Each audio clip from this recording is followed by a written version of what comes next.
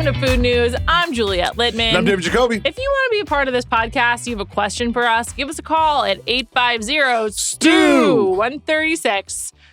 Jacobs, last week I sent you into an existential crisis by asking you if you cared about this like a news story. So I'm a little hesitant to ask you any questions, but like, how are you today? I'm doing well today. Okay, I feel great. Good. I feel good. Great. So yes, very prepared for this podcast. Anything goes. Very prepared for this podcast. All right, awesome. Let's get into it. First story on the docket is about a restaurant in Phoenix, Arizona called the Tamale Store. You may have heard of the Tamale Store because it went viral when a reviewer named Rebecca O left a negative review saying her tamale was really tough and hard to bite into. And then a really positive review shortly thereafter when she realized that actually she had not taken the husk off. Well, plot twist, everybody. It turns out both of those reviews were posted by the proprietor of the Tamale Store, Pauline Alvarado. And it was like a joke to get attention and make fun of many of the people who come into the store and don't know how to have a tamale. I had a lot of thoughts about this. What was your initial reaction?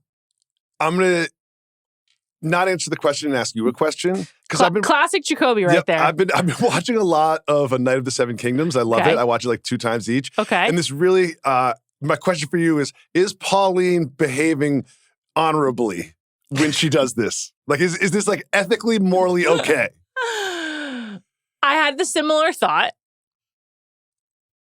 I think I fall on ethically, morally, honorably not okay, but it's successful marketing. And very often marketing is neither honorable nor ethical nor moral. So why is she different than any commercial that I see on TV? Here's my theory about this. Okay. I think it was supposed to be a little bit of a jokey joke, like a little insider in the kitchen, little like wink to people that have gone to the store and eaten the tamales with the husk on, right? And then I think it went a little too viral. So she's like, oh, fuck. Yeah, she's like, now we have to course correct. Like, now I have to make a statement to Newsweek about this little jokey joke that I did. I think it sort of like spun out of control on poor Pauline. But it is kind of funny because I would never, ever, ever bite into a tamale with the husk still on it. Yeah, me neither. It's like a weird thing to do, and I guess people do it frequently. Did you go back and look at the Rebecca O's reviews? No. Rebecca, I'm going to show it to you right now. Rebecca O is like, I would say this is like a picture, an AI-generated photo of a white woman.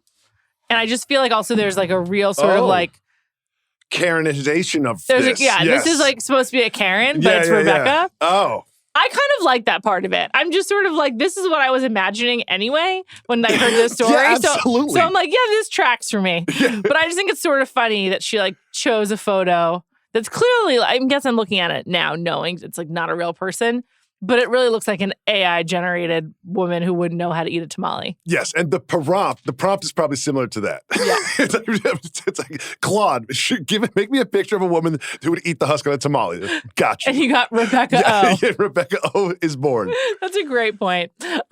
I'm like happy for the Tamale Store. Support local business. So yeah, a Tamale Store, great name. And totally. I always like businesses that are like, we do one thing only. Like the Empanada Mama and like Tamale Store, like we do one product and this is what we do. Come here for tamales. And there's a woman outside my Starbucks that sells tamales, like just on the street. And I've always been curious. And I was going to buy one last Friday, but I didn't have any cash. And I'm going to buy my personal food news for next week is going to be a tamale review. You better not let us down. I will take the husk off. Okay.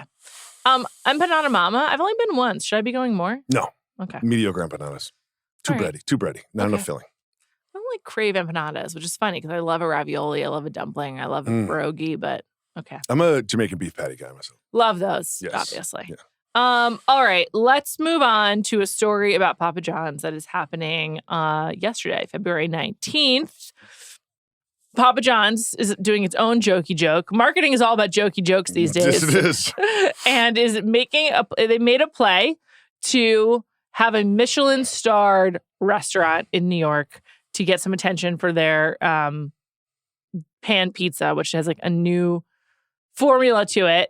Shots fired at Domino's, really known for its pan pizza, I would say. Yeah, well, there's this pan pizza thing. First, before I got this article, the algorithm sent me a Washington Post article where the algo really knows you. Yes, it does. It does. So this Washington Post article is like, Papa John's is trying to enter the world of pan pizza, which is generally known to be dominated by Pizza Hut, but also a Domino's product. So what they did is they ordered the 3 and then taste tested them. I don't think they didn't mention our podcast, but then clearly, and duh.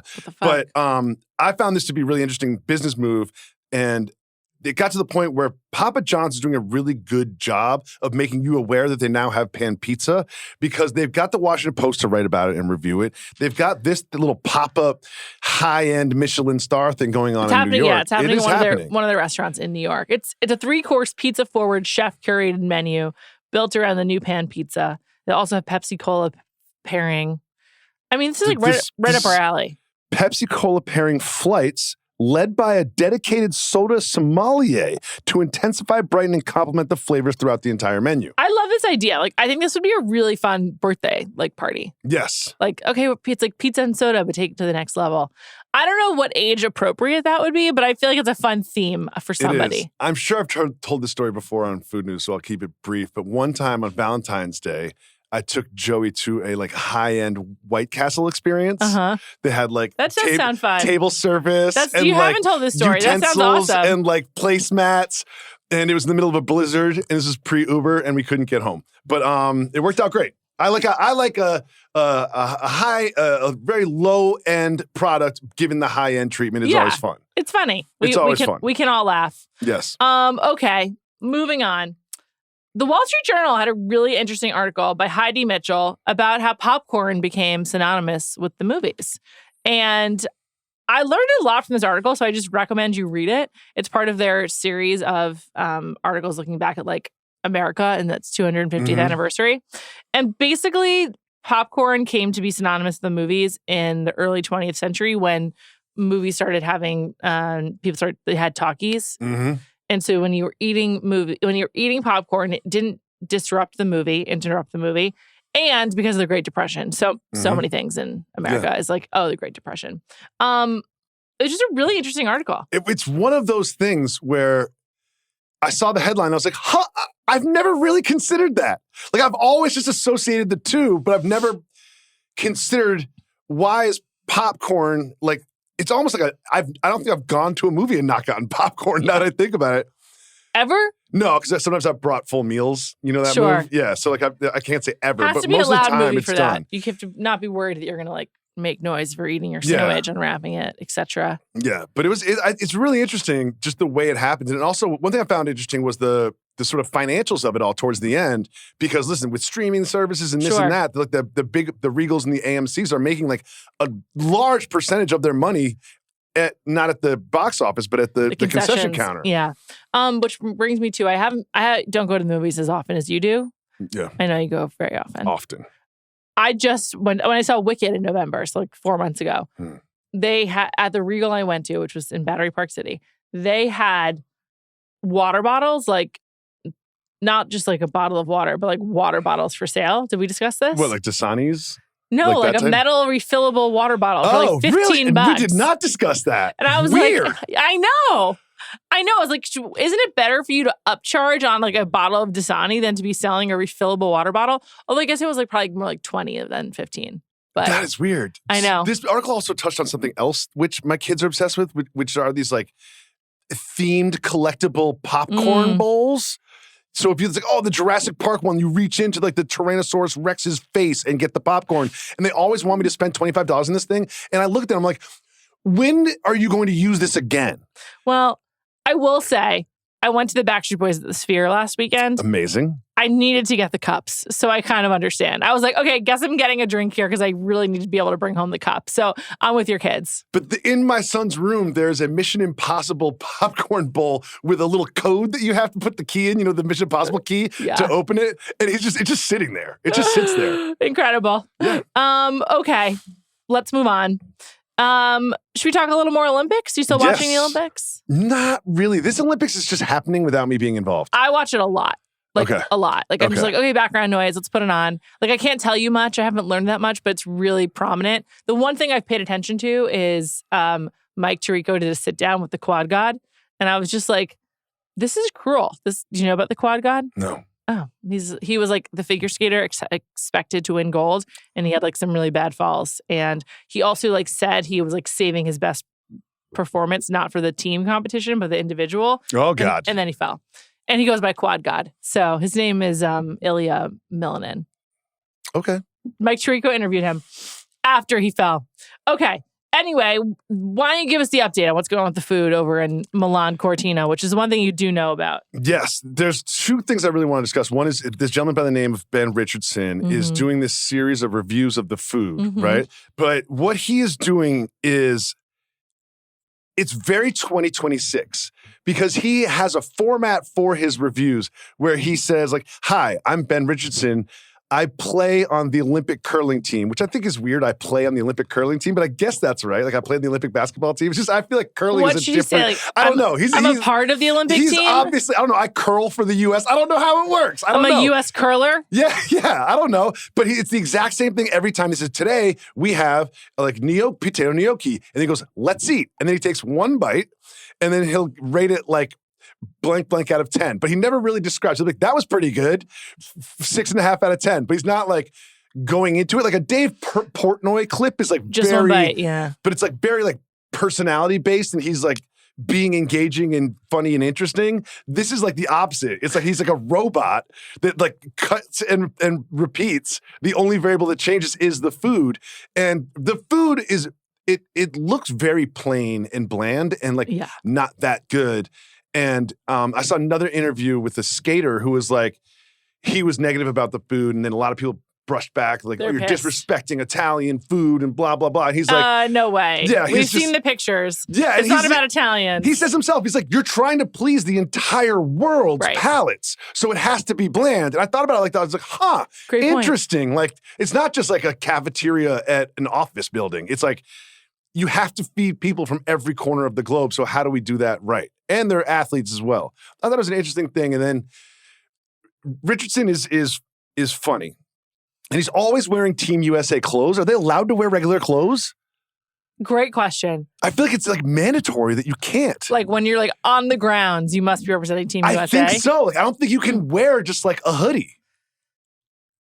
I guess why would you? You're the Olympics once every 4 years. You have all this free shit from J. Crew and Ralph Lauren and Nike. And you're just like, yeah, I'm wearing this. Like if I were an Olympian, I would only wear the Olympics gear for a while. Well, it's also like... Or something I was paid to wear, which I guess you're not allowed to do. You're an Olympic athlete. That's a huge accomplishment. Yeah.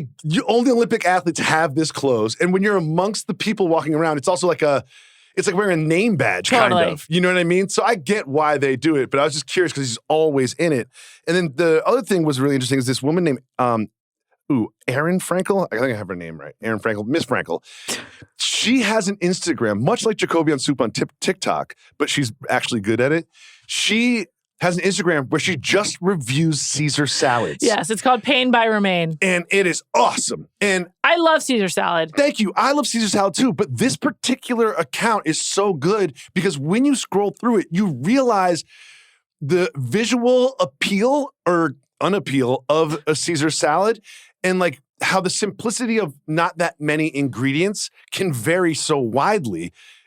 Like from place to place. You need to have really good crunchy lettuce and you need to have the dressing to your liking. If it's too thick or it's too peppery, I'm not that into it. And the Parmesan cheese is a real huge part of it. There's some of them are just like a snow-topped mountain of shaved Parmesan. Sure. Some of them just have that like Parmesan powder from the fridge. Sprinkle some of that on there. No way. And then some of them have thick sort of like slices of Parmesan involved. Which I like. Yes. Anything at home, I will not have a pre-shaved, pre-sliced, pre-grated Parmesan. I must do it on the spot myself. Otherwise, it doesn't taste good enough. Yes, and every time I do it, I'm like, I'm going to have to clean this cheese grater, but that's fine. I can handle that. It's not so hard. We've got giant blocks of Parmesan in my fridge. That's because your wife's a good cook. Giant ones. Also, the twins are obsessed with Parmesan on top of pasta. But these, Delicious. I found it really interesting. And question for you. Okay. Anchovies or no anchovies? No. I like them sometimes. Some people do. For me, it's just like a holdover from being a kid. I'm like, gross. Yeah. And I don't want them.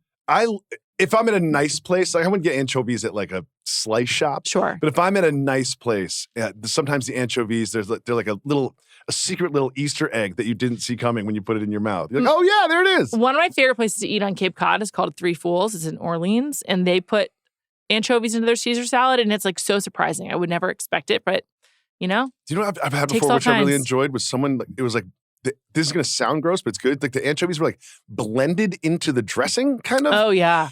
That's good. Well, anchovies kind of like melt if you cook with them. Like they kind of like dissipate or like dissolve. They're really good for cooking. I don't like I don't like to see them and then put them in my mouth. But like I don't mind them being in my food, if you know what I mean. Yes. I love Caesar salad too. And so does Pain by Romaine. She really does. And she's doing a good job. Yeah. You know, these Olympians, they're show people. They know how to entertain. They do. It's great. Shout out to Ben. Why are you laughing Richardson. at that? Oh, because Ben Richardson is so boring, but it's like somehow, but it's got like literally like millions of views. And people, I looked at the comments and people just are in love with this guy. He's just found this format that works for him. That's great. Okay, let's move on to a depressing story. The producer Mike told me he heard about from Mina Kimes' social media. So thanks to Mina. This is about an AI cafe in New York. It's called Same Wine Bar, and they had an event where they had multiple people who came with their phones and had dates with their AI companions. Some of those was friends, some was partners. There was a woman in this article who elected to not give her last name, but there's a picture of her.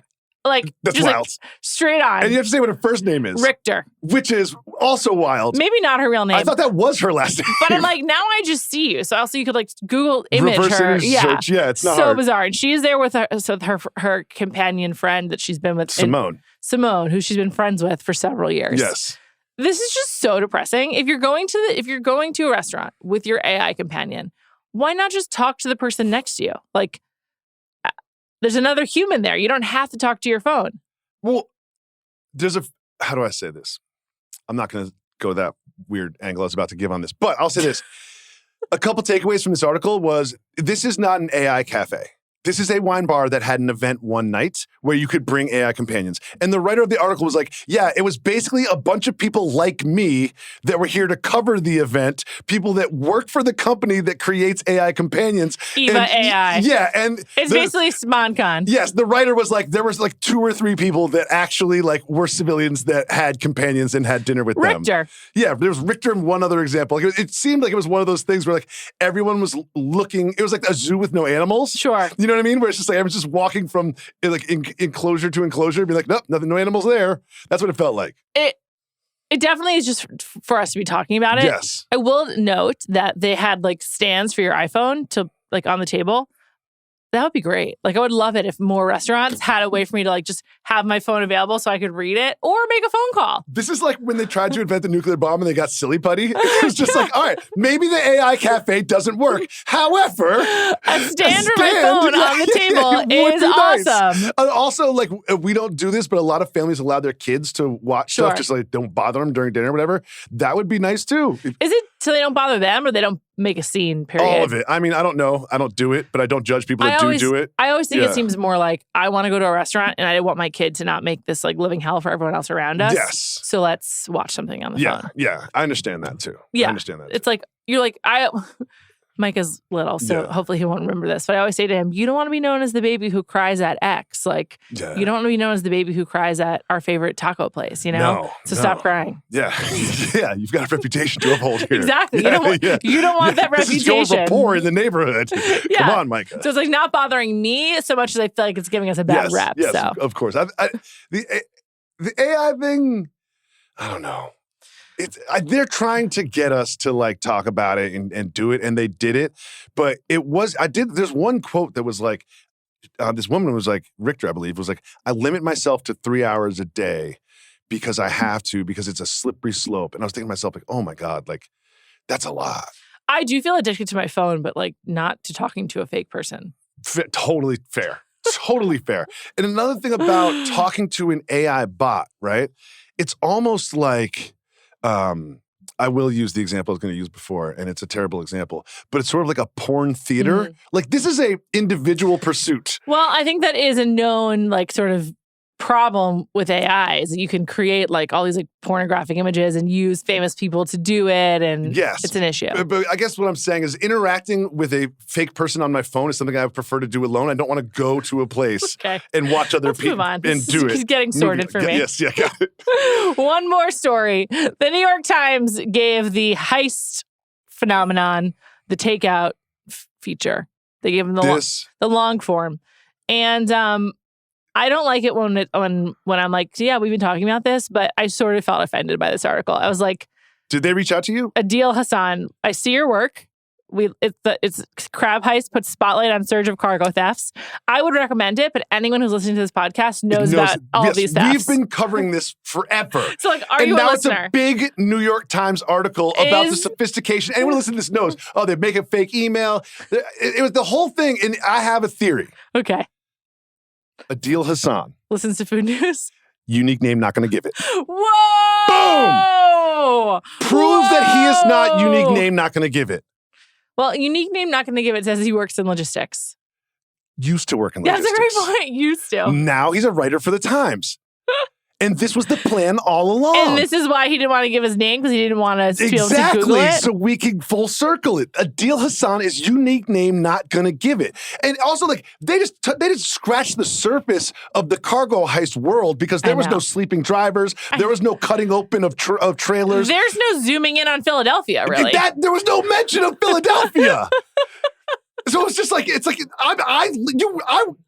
adopted the cargo heist beat. I was born in the cargo heist beat. You flew here, we grew here. Exactly. You play here, we stay here. We're going to be covering heists next week, cargo heists. A deal. We look forward to our work being in the New York Times coming soon. Yeah, exactly. A deal is unique name, not going to give it. Prove me wrong. Call in 850-STU-136. Yeah, that's correct. 850-STU-136. Go to Juliet Litman's Instagram. It's right there in the bio. That's correct. Yeah. All right, let's get into today's taste test.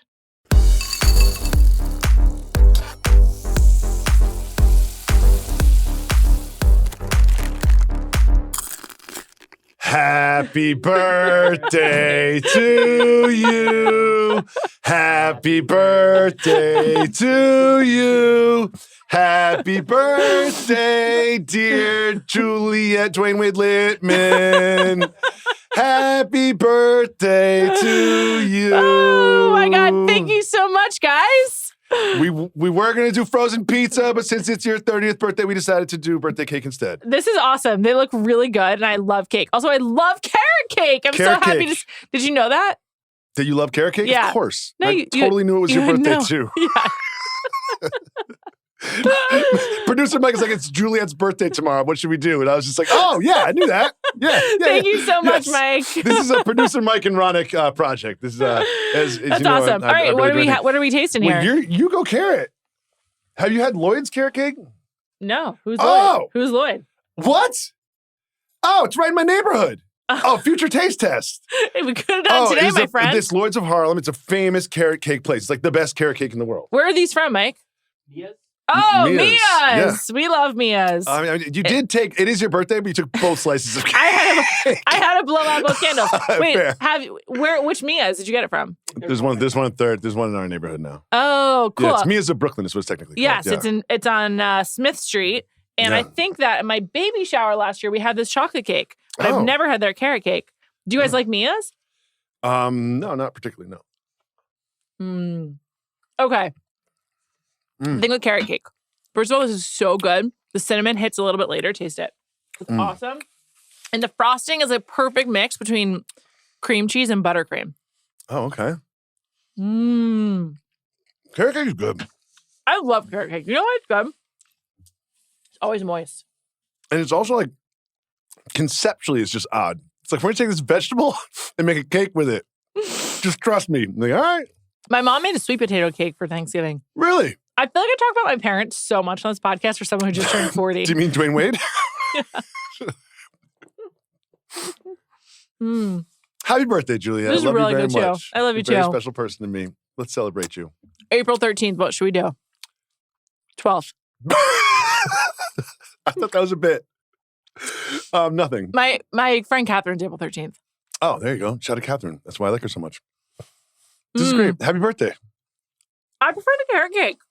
Yeah, me too. The chocolate cake, there's something about chocolate on chocolate on chocolate. It's too heavy. It's like the cookie that's like, we have chocolate chunks, chocolate chips with the chocolate cookie. I'm kind of like, I don't know. Chocolate wants to have some friends. Chocolate does not need like an AI companion. Maybe chocolate deserves a real companion. After the pod, I'm going to finish one of these slices and it's going to be the carrot cake. And it's your birthday, as you should. Thank you for getting this. This is awesome. No Do you want to know what I wish for? Oh, yes. For unique name, not going to give it / Adil Hassan to call back in. Yes. Unique name, you're not going to give it. Please call back in. It's Juliet's birthday. It's her only wish before she blew out the cake. Big time. All right. Into our personal food news. Daily provisions in your life? Daily provisions. I'm familiar with it. Is it in my life? I'm in awareness, yes. But like consumption, no. Consumption, no, yes. Okay. I think it's very good. If you're going to go for lunch, I recommend the turkey sandwich. It's a very good, I'm sorry, not turkey. It's a chicken salad sandwich, not turkey at all. It's really good. If you're going for breakfast, I had a really good egg sandwich there the other day. And I went with my son, Micah, who is the same age as your daughter, Colette, almost 11 months. And so he's like really eating foods in the mix. He's entered the baby stage of croissants. Like, yes, he likes them, which is great. I feel like it's a real rite of passage for like a child to like a croissant. At Daily Provisions, they have an awesome everything croissant. It's so delicious, but it's stuffed. Instead of like a classic chocolate croissant with chocolate in the middle, there's a huge thing of cream cheese. So it's like an everything croissant with cream cheese in the middle.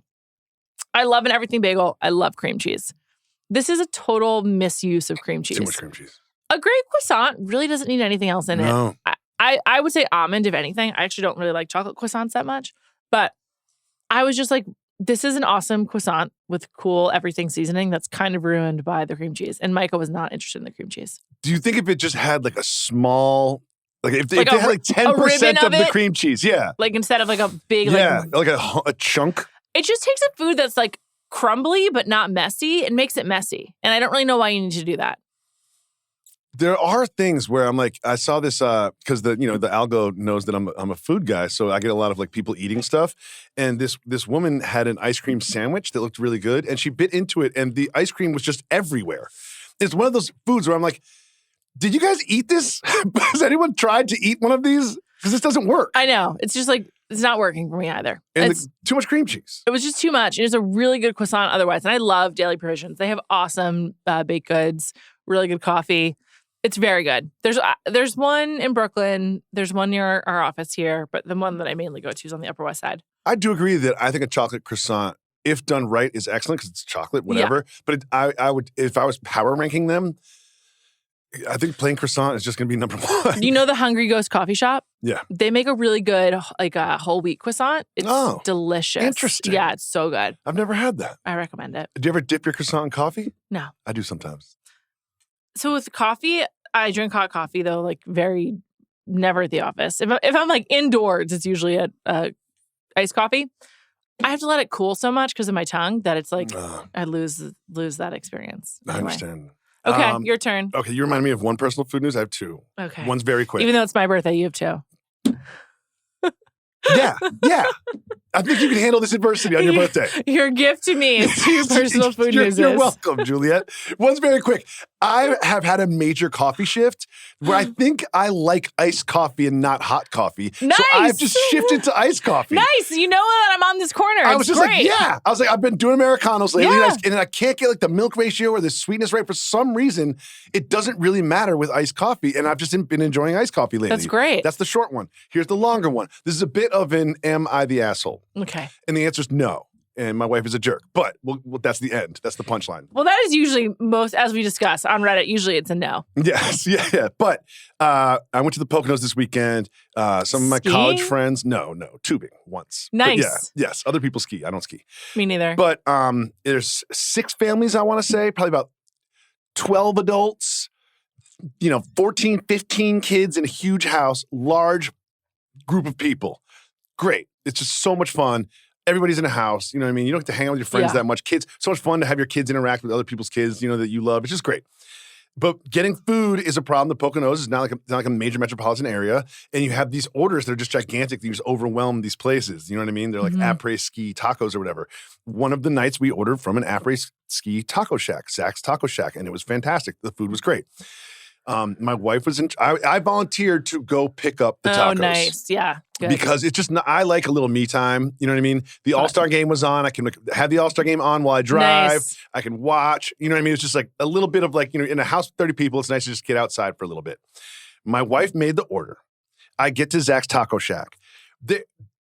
It's a taco shack. And there are 9 people. I walk in the door, there's 9 people. And they're like, we're waiting to order. Oh. And then I'm like, there's not even a person to take orders because everyone's in the back making tacos. And then I realized on the other side, there's a pickup side. I was like, oh, great. I'll go to the other side. So you have to leave and go around, go to the other side. But there's no one to talk to, right? There's no one there. Long story short, they are wildly overwhelmed. Just 2 women, Too many New Yorkers? No, it's just like too many. Our order was huge. Right. And there's people there. It's just like there's 2 people making everything. So this overwhelmed lady is like, give me 25 minutes. And then so I was like, all right, fine. I walked away, watched the All-Star game, came back. And she's like, there's 5 bags. Do you have any help? I'm like, no, I'll do it. And I took these bags, all this stuff, put them in the car, home, got there. They're missing like 25% of the order. Oh, no. Right? And it's just like, there's so much food and so many people that I'm like, all right, well, we don't have to go back to Zach's Taco Shack. I'm like, hey, if you guys give him a call or whatever, like you guys can go, but I'm not going to go back to Zach's Taco Shack. And it's like, that's so crazy. But I was like, hey guys, like I'm not going to like open up every bag and like cross-reference it with the order to make sure it works. Yeah. And my wife is like, yeah, I would have done that. It's just not true. Imagine the size of this order. I forgot where this was going, and I was like, did he supplement with Taco Bell? Is that the end of the story? No. I was telling my friends, like, I'm so sorry about that, but like, they handed me 6 bags of stuff. Like, I don't think I would expect to have to check. So it's insane. Yeah. It's absolutely insane.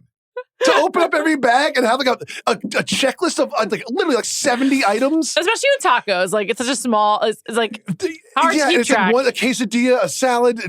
We got 4 shrimp tacos. We got 5 That's a really beef tough tacos. beat though, with a big group of people with a lot of kids. And then everyone kept coming to me like, is there another bag in your car? They're like, we ordered 3 burritos and we got 1 burrito. So what'd you do? I'm Pizza? just fielding all of these. I'm feeling stressed out. I'm fielding all of these things like it's my fault. I'm sitting there like, I'm so sorry, but they handed me the bags of tacos and I came home. But there's no shortage of food in this house because everyone brings food to the house for the weekend. Okay. So it's not like people are going to go hungry. I was worried about that. And I'm looking at all of this Mexican food and I'm like, everybody over orders in the first place. Yeah. So there's enough Mexican food for everybody to eat.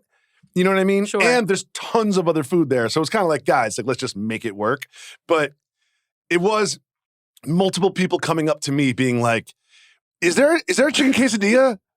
And I'm just sitting there on the couch because I've left the kitchen at this point. This is awful. I'm just on the couch This is watching an the awful All-Star game experience. with a cocktail and having all these people come in being like, no, I did we can't get hear you." shrimp tacos? And I'm sitting there, the same story. I'm just like, they gave me all the bags. I walked out with the bags and put them in the car, and then I put them on the counter. This is what I have. That was my process. Oh my God. But it was, and people were disappointed because they're hungry. That's another factor is remember, everyone's a little hungry. Yeah. And Joey, my wife, is not actually a jerk. And she knows that she would never have checked it itemized, but she was just hungry at the time. So I have hungry, angry people. So her food didn't show up. No, her food did not show up. Okay. And then she tried to like boycott eating. She's like, I just won't eat then. I'm like, Joey, there's plenty of food.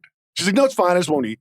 I would do the same thing. Yeah, she was just like, basically went on like a fasting move. Oh my God. Well, that sucks. Yeah.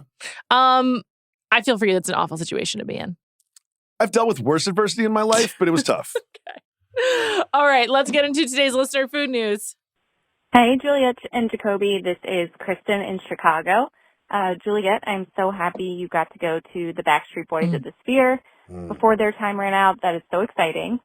I'm calling because the weekend after the Super Bowl football is my friend's traditional Super Bowl, soup competition where we all bring our best soups and judge each other and give each other awards based on how good they are overall and how original they are.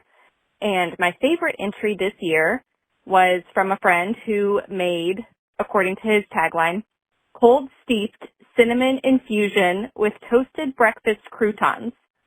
Now, I'll give you a second to think about what that might be. What? Yeah, Right. it was Cinnamon Toast Crunch.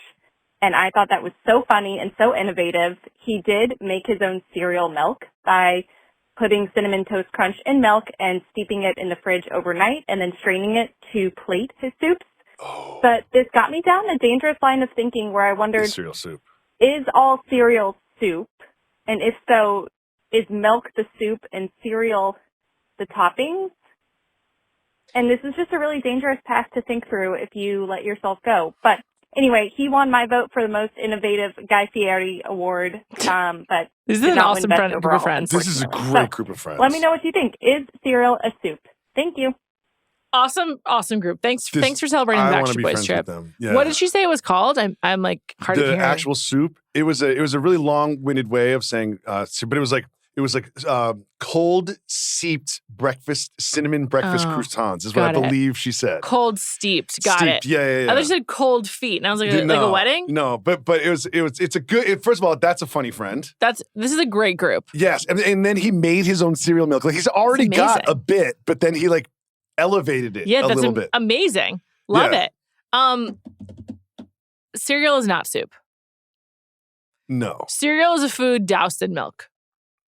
Yes. Cereal is not soup. Yeah. Because you eat it dry.